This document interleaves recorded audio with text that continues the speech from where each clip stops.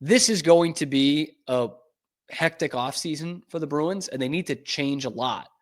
One of those things is they're probably going to need to change their captain because, as Rick Pitino might say, Brad Marchand is not walking through that door.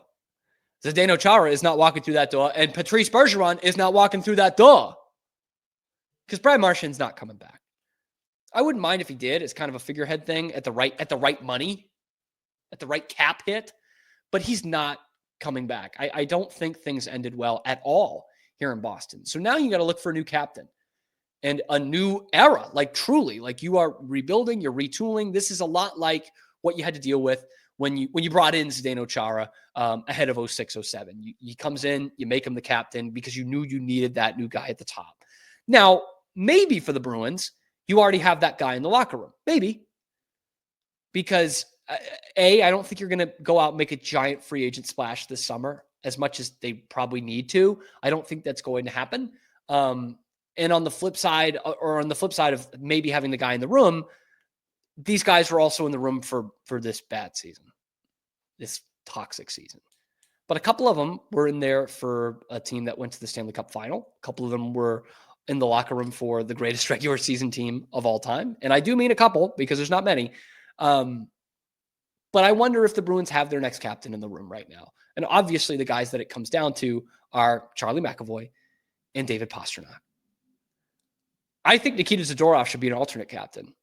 His play is not that great, but he is clearly showing some leadership ability on and off the ice, and the players respect him and listen to him. And I like that he's not afraid to call out Jeremy Swayman's bullshit. I like that a lot, actually. So don't be surprised if Nikita Zadorov is wearing an A next year. But captain, Charlie McAvoy or David Pastrnak? A couple months ago, if you had asked me this, I would have said, yeah, Charlie McAvoy, right? He just, he plays a 200-foot game. He played his college hockey in Boston. He's been in the city for a long time.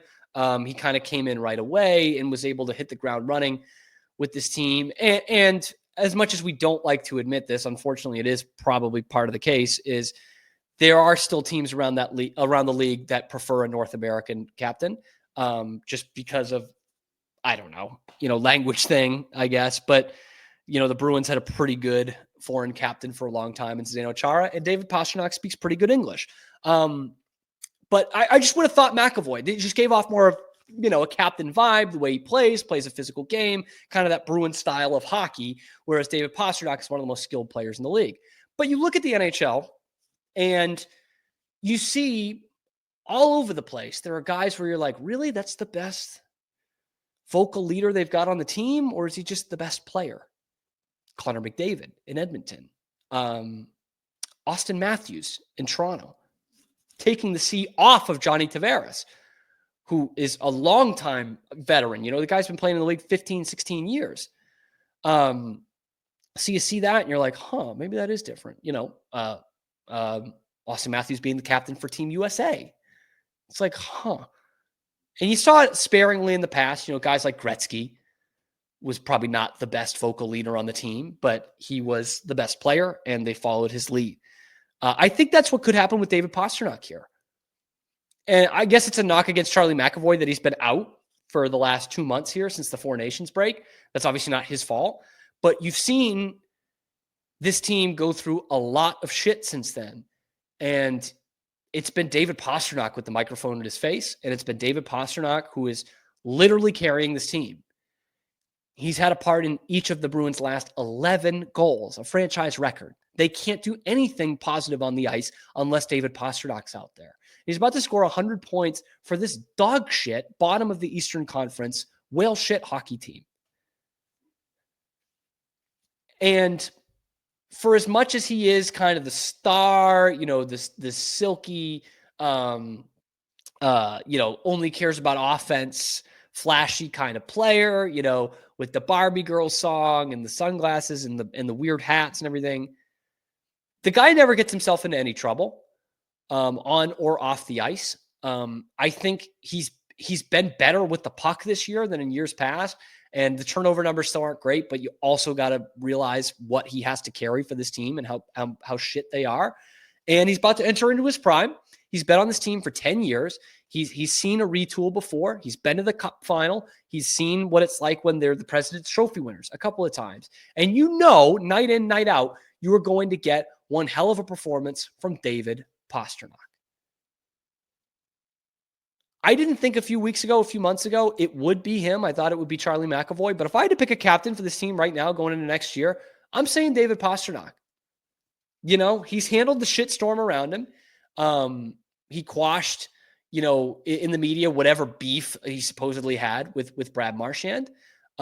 He is your highest paid player. He is the face of your franchise. I think there's no problem putting the C on his uniform. And if you want to take the toughness thing into account, because no one's saying like, ooh, David Pastrnak, big tough guy. It's not the first thing you think of, right? Look back in the playoffs last year. Matthew Tkachuk, at the end of a blowout, challenges him and challenges his team. And Matthew Tkachuk, as much as I might like him for Team USA, he takes runs at goalies and guys that don't fight. And he took a run at David Pastrnak. And I think to Pasternak's credit, and he got shit for this last year because he's the star player and he shouldn't be getting in fights in the middle of a playoff series. He said, you know what? Fuck you. I will fight you. Asked Montgomery permission. He says, I'm not going to let us get pushed around here. I'm not going to let Matthew Tkachuk on the other side say, hey, I'm going to pick on the weakest link so that I can show my toughness. And he lost the fight, right? And he got his shit kicked in. But he's saying, I'm not running from this, and we're not running from this. And they showed some backbone at the end of that series, right? He also, in the series before, gets called out in the media by his coach. Jim Montgomery says before Game 7, Pastas needs to step up. He doesn't say anything in the media. He doesn't bitch about his coach. He goes out there and he scores the game-winning overtime goal in Game 7. He stepped up. Wouldn't mind if it's Charlie McAvoy. I still love Charlie McAvoy, and I think you need a big bounce-back season from him. But if you're talking about a standard on this team of showing up every night, putting out maximum effort and putting up points and keeping your team in games and keeping your bad team in playoff contention for most of the season, maybe that's what makes David Pastrnak your captain. Maybe that's the example we should all be striving for and following within this Bruins organization.